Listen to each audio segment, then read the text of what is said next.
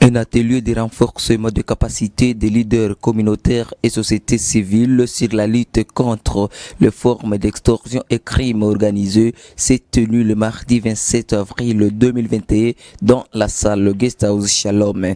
Sous l'appui du Global Initiative et Résilience Fund, cet atelier visait à capaciter les participants sur les extorsions et crimes afin de les lister et les dénoncer auprès des autorités compétentes. Juvenal Toaïbou, chercheur du Sireski, boursier du Global Initiative, en parle le mobile de cet atelier. Il a fallu qu'on commence avec les leaders communautaires qui viennent des zones de moyens et hauts plateaux où les problèmes d'extorsion et de crimes organisés se posent avec acuité. Et voilà pourquoi on nous avait appelés aujourd'hui. J'étais avec eux dans la salle et il fallait quand même capaciter leur mémoire et renforcer leur capacité en notion des droits de l'homme et en notion de l'extorsion et des crimes organisés, en transposant cette logique internationale à la réalité que nous vivons dans les moyens et hauts plateaux, avec la présence de groupes armés nationaux et étrangers qui sont en alliance et qui sèment des violations sur la population civile, entamant leur mouvement de liberté, de circulation des biens et des populations dans la zone des moyens et hauts plateaux et ici à Ouvira et Fizi dans la plaine. La semaine qui vient de s'écouler, nous étions avec les chefs de cité des groupements dans la plaine de la Ruzizi. Aujourd'hui, nous étions avec l'administrateur du territoire, l'armée était ici, le commandement secteur opérationnel, les services de renseignement à l'ANR et autres services spécialisés qui étaient avec nous ici, ainsi que la société civile et les leaders communautaires de différentes communautés, dont les Banyamulenge, les Bavira, Bafliru, Banyindu, qui sont plus résidents de ces coins où ces problèmes se posent avec acuité. À l'issue de cet atelier sur la lutte contre les formes d'extorsion et crimes organisés, les témoignages de victimes d'extorsion dans le territoire d'Ouvira, précisément dans les hauts et moyens plateaux d'Ouvira, se sont exprimés sur les différentes violations de droits humains dont ils sont victimes et ont recommandé à l'État de prendre ses responsabilités. Dans le haut plateau d'Ouvira, il y a beaucoup de violations qui se passent au milieu.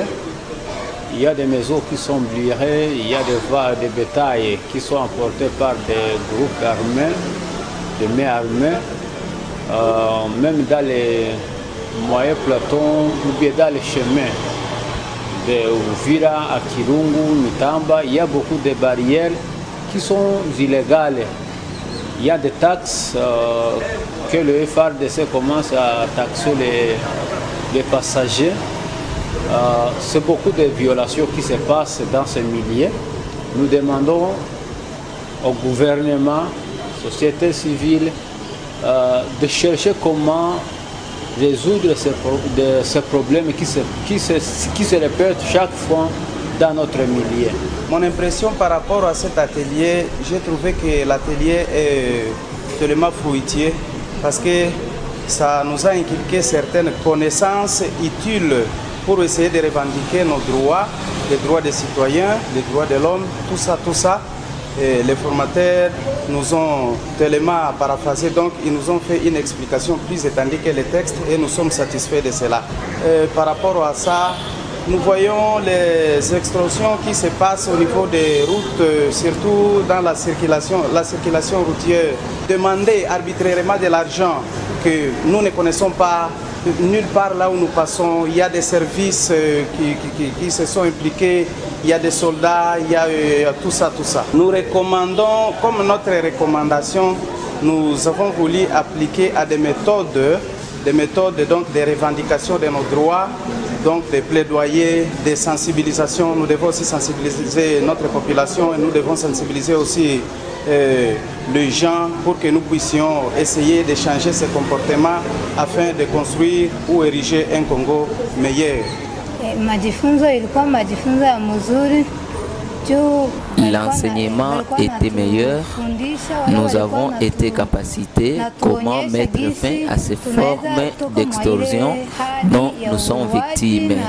Cette activité, pour nous, est bénéfique car elle nous a mis face à face avec les autorités dont nous qui viennent des hauts plateaux, nous devons leur présenter nos problèmes comme par exemple des tueries, kidnapping tracasseries, extorsions, nous recommandons que cet enseignement puisse arriver là chez nous pour que ceux qui n'ont pas encore eu peuvent aussi en profiter davantage. Nous sommes les citoyens de ces pays. Nous-mêmes, nous serons capables de mettre fin à ces problèmes. Par rapport aux différentes difficultés que nos confrères de haut et moyen plateau d'Uvira et Fizi et Mwenga traversent, d'abord, il y a dans les hauts plateaux et moyens plateaux de ces trois territoires, il y a plusieurs multiplicités de barrières. Lorsque les passagers passent, ils sont extorqués du jour au jour leurs biens. Donc, ces gens-là vivent dans une situation qui n'est pas bonne, qui n'est pas normale. Ces gens-là sont tracassés dans tous les niveaux. Chaque jour, ces gens sont tracassés et leurs biens sont emportés par les semeurs des troubles partout là où ils passent et partout là où ils se trouvent. Les recommandations que je viens juste formuler à chaque acteur de la société civile, d'abord à la MONUSCO. La MONUSCO doit appuyer les FARDC pour une bonne stabilité. Aussi à la population doit cohabiter ensemble pour une bonne paix. Aussi aux FARDC, les FARDC ne doivent pas laisser la population vagabonder seule. L'État congolais doit assumer sa responsabilité en instaurant la paix et la sécurité dans l'est de ce pays, surtout dans les hauts et moyens plateaux d'Uvira, Fizi et Mwenga. Par rapport à l'atelier qu'on vient de faire aujourd'hui, vraiment, nous étions tellement ravis parce qu'il y a eu beaucoup de choses qui ont été données par nous, attaqués participants. Parce que les leaders locaux ont été invités, les acteurs de la société civile ont été invités, les journalistes ont été invités. C'était juste les montrer les capacités, comment la paix et la sécurité peuvent être restaurées dans les villages, dans les milieux précités, territoire d'Uvira, Fizi et Mwenga. Il y a eu beaucoup de choses qui ont été données que nous, attaqués acteurs de la société civile, il y a eu beaucoup de choses qu'on ne savait pas auparavant, mais grâce à la télé qui a été organisée aujourd'hui, beaucoup de choses ont été formulées vraiment et on était ravis avec cette formation d'aujourd'hui. Dylan, l'un des intervenants à l'atelier, a montré aux participants l'impact des plaidoyers comme moyen efficace pour lutter contre l'extorsion. L'atelier lui-même a porté sur les extorsions et les mécanismes aussi. Comment est-ce qu'on peut lutter contre ces extorsions? Donc les extorsions et la gouvernance criminelle. Et nous avons trouvé que ces problèmes-là d'extorsion et de crimes organisés, c'est déjà un problème qui n'est plus à la portée de la population, de la communauté pour qu'il y ait une solution. Donc là, vous comprenez que la solution relève maintenant de la compétence de l'État.